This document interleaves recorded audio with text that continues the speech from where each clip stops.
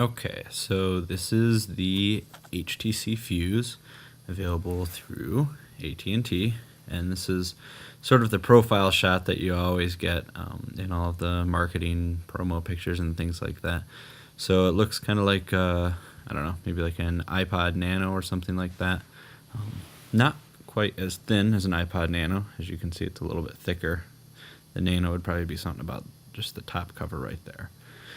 But if you're used to using the 8525 or the 8925 tilt, it's maybe, I don't know, 5% thinner, so it's a little bit thinner, a little bit shorter, and definitely not quite as wide. So the form factor is pretty similar there, and it's definitely very usable.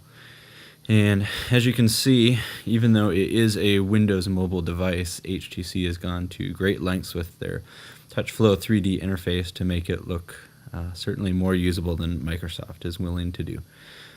So the heart of the TouchFlow 3D interface is at the bottom here. It's their little scrolling thingamadoo here, which actually works pretty well. And I was sort of confused by it at first because I thought that you had to actually click and that you could like try to slide it over, but that wasn't working very well. And then come to find out that what you do is you click on the actual button that you're already selected on, and then you can kind of scroll through it. So once I got around that, that was pretty nice. And they've overhauled pretty much everything.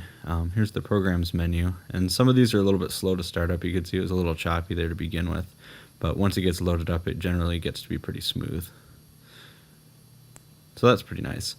Let's see, the Fuze comes loaded with the Opera browser, and actually if you try out Internet Explorer on here, you'll find that it doesn't even really work. Has something to do with the proxy manager or something like that. I didn't really look into it because Internet Explorer for mobile is unusable. So here is what Opera looks like, and it loads fairly quickly, sort of ish. There we go. Okay, and so it's definitely very usable. You can use the keyboard that's on the screen, which is actually pretty functional. If you want to, you can of course pull out the slide out keyboard, which works also very well. But I'll go ahead and use the touchscreen one for now and load up Giz. Normally you can type a little bit faster, but I have it pressed against the wall, so please forgive me. So this is what Gizmodo looks like on their mobile interface, and as you can see, you can kind of run through it. It has the sort of physics throwing motion that works pretty well. So mobile sites load up generally very quickly over Wi-Fi. If you go to the non-mobile versions of the site, like most phones, it's a little bit slower, other than possibly the iPhone with Safari. But it's not too bad. It's actually fairly fast, comparable to other phones. It's certainly faster than my 8525 that I used to have. And you can see the progress bar down here at the bottom loading up. It's the gray bar. So now it's all loaded. And you just double click wherever you want to go, and you can kind of move around the screen with your finger. It kind of has the physics throw thing to it, which is nice. So certainly the Opera browser is very usable. It's pretty quick on here. And to get back out, you just double tap again. So that's nice. And you can bring up the menu with that little button down at the bottom there, which hopefully I can get back to. There you go. And that's how you get back to the address bar and all your shortcuts and everything like that at the bottom. So that's pretty much it for Opera. I definitely say that's very usable. And what else do we have? I forget what this is called. Teeter. That's right. It's an extra game that they included with it, and this is actually the full game. So I will restart, and hopefully you can see it. Yeah, you kind of can. This will be tough to show off because it's motion based, but you can kind of see the ball move. There you go. Here, I will tip it up so you can kind of see it fall. There you go. All right, so it's motion based, and that's pretty cool. When the ball hits the wall and stuff, it actually makes a vibration. So that's a fun little game. I'll quit out of that. Comes with Windows Media Player, which is, of course, questionable as always. You can get either to Windows Media Player, the actual interface for the program, which everyone knows, and I don't want to say loves, but everyone knows it anyway. And we'll get out of that. And HTC has also included their own interface for Windows Media Player, which is actually pretty nice.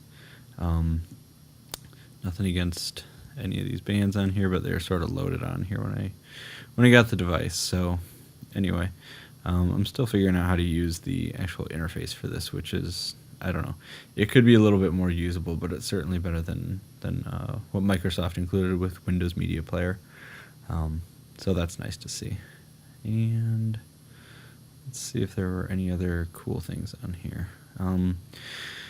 It comes loaded with a remote desktop, which I don't have a computer to connect it to, so I can't show it, but that actually worked pretty well over Wi-Fi. It was fast enough to use. Obviously, the screen real estate leaves to be desired, but it's pretty nice. Definitely in a pinch, that would be handy.